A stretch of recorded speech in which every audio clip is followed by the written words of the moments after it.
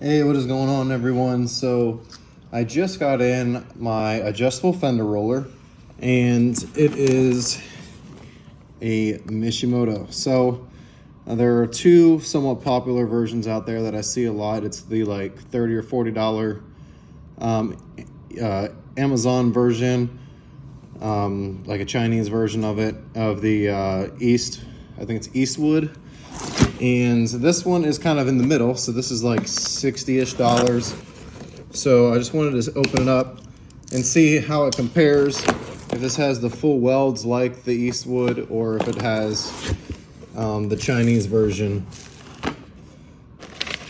of it. Of course, we got some nice instructions here saying how to assemble everything. And a bunch of parts.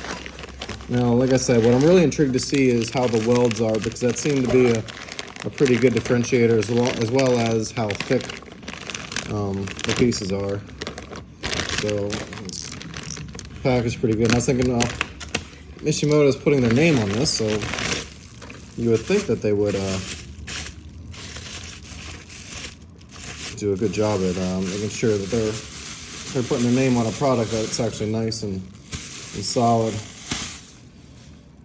So everything looks thick, sturdy. From that piece, no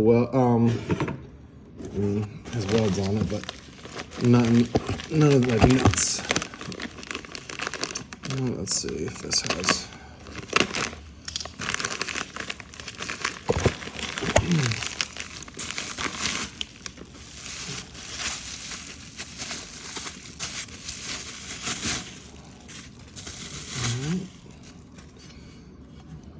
So they have the Mishimoto logo on here. Okay, so yeah, here you can see the welds. It only has 2 spot welds here and here.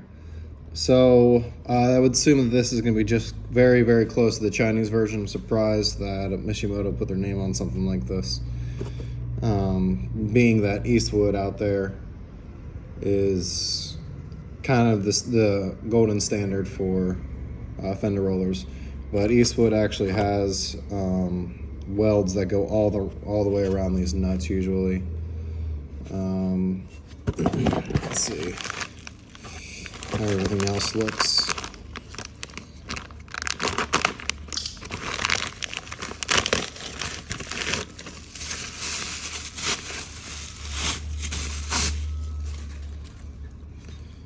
So same thing, you can see the welds here, just 2 spot welds.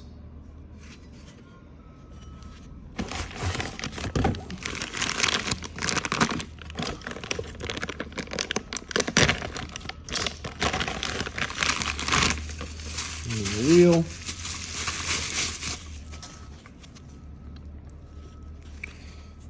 So weld here. No weld here. So I have to look into this more. I think the Eastwood is like this. The Chinese version actually has welds all the way around. So maybe this is like a mix of the two.